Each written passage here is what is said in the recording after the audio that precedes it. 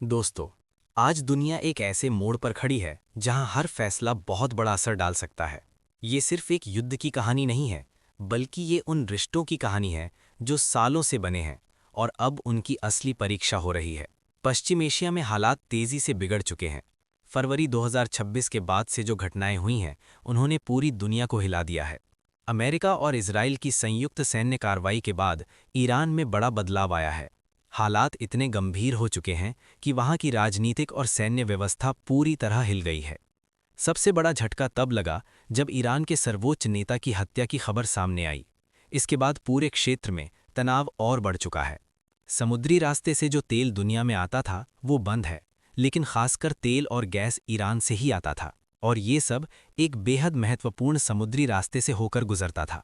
अगर ये रास्ता बंद हो जाए तो क्या होगा? तेल की कीमतें आसमान छू जाएंगी, या भारत की अर्थव्यवस्था पर भारी दबाव पड़ेगा।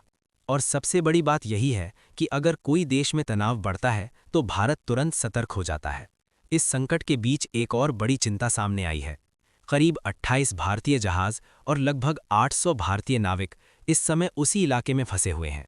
ये सिर्फ आंकड़े नहीं हैं, ये 800 परिवारों की चिंता और डर की कहानी है। हर दिन उनके घरों में एक ही सवाल होता है, क्या वे सुरक्षित वापस लौट पाएंगे? इस स्थिति ने भारत सरकार पर दबाव और बढ़ा दिया है। भारत और ईरान के बीच बातचीत।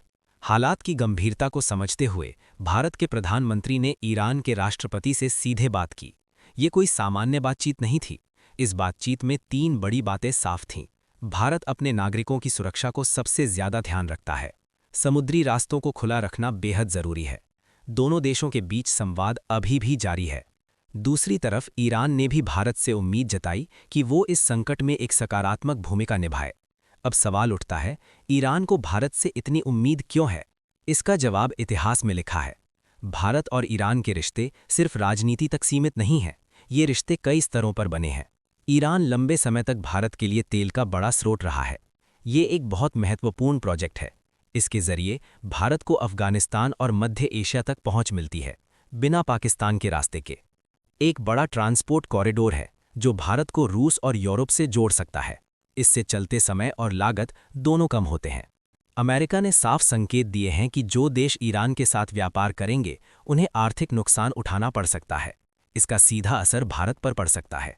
व्यापार समझौते प्रभावित हो सकते हैं, निवेश कम हो सकता है, आर्थिक दबाव बढ़ सकता है। अब इस कहानी में एक और खिलाड़ी है, चीन। अगर भारत पीछे हटता है तो चीन तुरंत आगे बढ़ सकता है। चीन पहले ही ईरान के साथ बड़े निवेश की योजना बना चुका है। अगर ऐसा हुआ तो भारत की रणनीतिक पकड़ कमजोर हो सकती है। चाबहार जैसे प्रोजेक्ट हाथ से निकल सकते हैं। वीडियो अच्छी लगी है तो चैनल को सब्सक्राइब कर लीजिए।